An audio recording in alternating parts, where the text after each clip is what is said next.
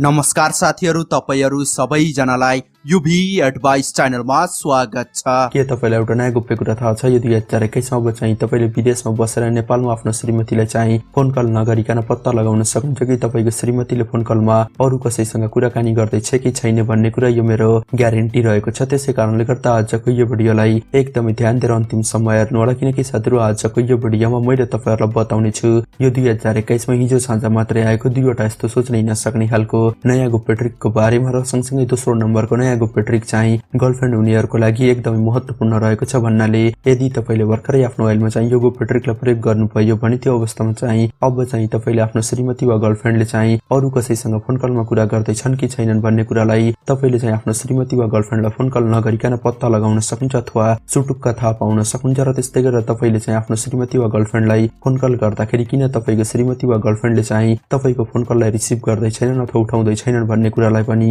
तपाईले चाहिँ एकदमै सजिलैसँग पत्ता लगाउन सक्नुहुन्छ र त्यसपछि तपाईले चाहिँ आफ्नो श्रीमती वा गर्लफ्रेन्डको पोल खोल्न सक्नुहुन्छ। यो मेरो ग्यारेन्टी रहेको छ। यदि तपाईले पनि यो 2021 मा हिजो साँझ मात्रै आएको ती दुईवटा नयाँ गुप्त ट्रिकको बारेमा जान्न चाहनुहुन्छ भने यो भिडियोको तलपट्टि रहेको यो लाइकको बटनमा एकचोटि टच गर्नुस् र त्यसपछि यता साइडमा रहेको यो रातो सब्स्क्राइब बटनमा एकचोटि टच गर्नुस् र सँगसँगै आएको यो घण्टीको आइकनमा पनि एकचोटि टच गरेर यहाँ यो अल भन्ने अप्सनमा क्लिक गर्नु होला अथवा टच गर्नु होला र त्यसपछि अब चाहिँ तपाईले यहाँ तलपट्टि देख्न सक्नुहुन्छ एउटा बक्स रहेको छ। तपाईले चाहिँ यो बक्समा टच गरेर यहाँ लेख्नु पर्ने हुन्छ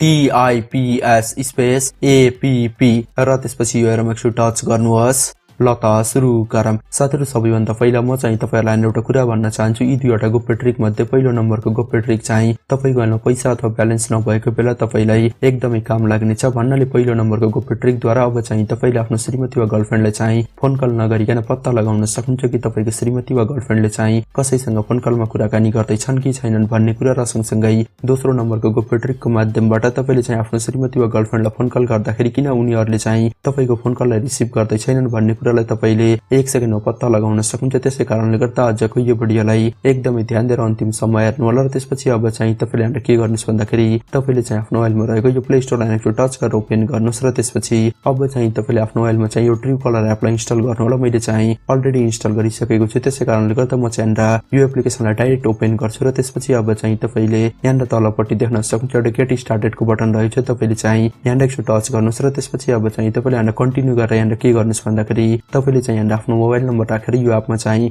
रजिस्टर हुनु होला। म चाहिँ यहाँ रजिस्टर हुन्छु र त्यसपछि अब चाहिँ तपाईले यहाँ आफ्नो नाम राखेर यो एपलाई ओपन गर्नु होला। म चाहिँ यहाँ मेरो नाम राख्छु र त्यसपछि अब चाहिँ तपाईले यहाँ देख्न सक्नुहुन्छ तपाईको मोबाइलमा चाहिँ यो ट्रु कलरको एउटा यस्तो खालको होम पेज ओपन हुनेछ र अब चाहिँ तपाईले यहाँ देख्न सक्नुहुन्छ मसँग चाहिँ अहिले दुईवटा मोबाइल रहेको छ र यो मोबाइल चाहिँ मेरो गर्लफ्रेन्डको मोबाइल हो पनि यो अर्को मोबाइल चाहिँ मेरो मोबाइल हो र सँगसँगै यी दुईवटा मोबाइलमा चाहिँ ट्रु कलर एप इन्स्टल रहेको छ र अब चाहिँ म चाहिँ तपाईलाई पहिलो तरिका बताउन गइरहेको छु अथवा पहिलो गुप्त ट्रिक बताउन गइरहेको छु जसको माध्यमबाट तपाईले चाहिँ आफ्नो श्रीमती वा गर्लफ्रेन्डलाई फोन कल नगरिकन पत्ता लगाउन सक्नुहुन्छ कि तपाईको श्रीमती वा गर्लफ्रेन्डले कसैसँग फोन कलमा कुरा गर्दैछन् कि छैनन् भन्ने कुरा। त्यसको लागि म चाहिँ यहाँ के गर्छु भन्दाखेरि तपाईहरुलाई एउटा उदाहरण देखाउन चाहन्छु। त्यसको लागि म चाहिँ मेरो गर्लफ्रेन्डको मोबाइलबाट चाहिँ मेरो साथीलाई फोन कल लगाउँछु। फोन कल लगाएर त्यसपछि अब चाहिँ तपाईले यहाँ देख्न सक्नुहुन्छ मेरो गर्लफ्रेन्डको मोबाइलबाट चाहिँ मेरो साथीको मोबाइलमा चाहिँ यहाँ फोन कल गइरहेको छ र अब चाहिँ तपाईले यहाँ के गर्नुपर्ने हुन्छ भन्दाखेरि जस्तै मानौ तपाईको गर्लफ्रेन्डले पनि कसैसँग फोन कलमा कुरा गरिरहेको छ भने त्यो अवस्थामा चाहिँ तपाईले चाहिँ यहाँ के गर्नुस् भन्दाखेरि तपाईले चाहिँ आफ्नो गर्लफ्रेन्डको नामको साइडमा रहेको अगाडिपट्टि रहेको